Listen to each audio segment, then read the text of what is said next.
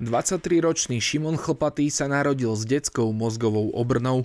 Ani tento handicap mu nezabránil v ceste úspešného športovca. Svoje poslanie našiel v arm wrestlingu, čiže v pretláčaní rukou. Bol to môj nápad, od malička som pretláčal v škole medzi ako spolužiakmi, len keď som to chcel profesionálne robiť, ešte som málo rokov na základnej škole, keď som bol. Jeho kroky viedli do Trnavského klubu a v roku 2017 ho nominovali na majstrovstvá sveta v Budapešti, kde získal v kategórii handicapovaných bronzovú medailu.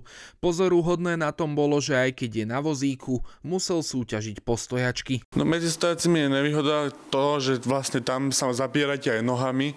To nie je čisto, že iba z rukou sa pretlačia, tam aj nohy zasa zapájajú a tak. A ja ledva ustojím.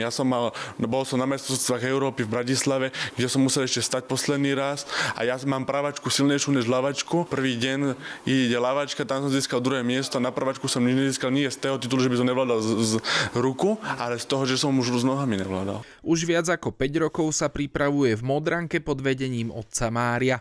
Ten pre Šimona založil klub a občianske združenie Hyposko, ktoré pomáha handicapovaným deťom. Hrdý som to, že vlastne ho to naplňa, ako je šťastný, chodí, on je rád s ľuďmi.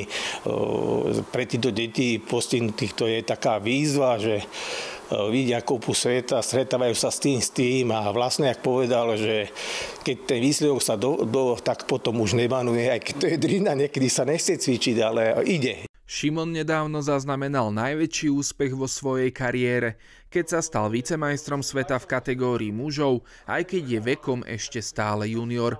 Konečne ale súťažil medzi sediacimi. Čo pre neho znamená pretláčanie rukou? Také splnený sen, také odreagovanie sa a tak kolektíve byť hlavne. A tak pocestujeme si na to baviť, takto cestovať, poznávať nových ľudí. Jeho snom je získať titul majstra sveta. Ťažký tréningový plán a prípravu ale berie svedomito. O sile čerstvého vicemajstra sme sa presvedčili aj my. Púšťaj, až toto pusti ty, pusti a teraz pomalinky predvídaj. Dobre.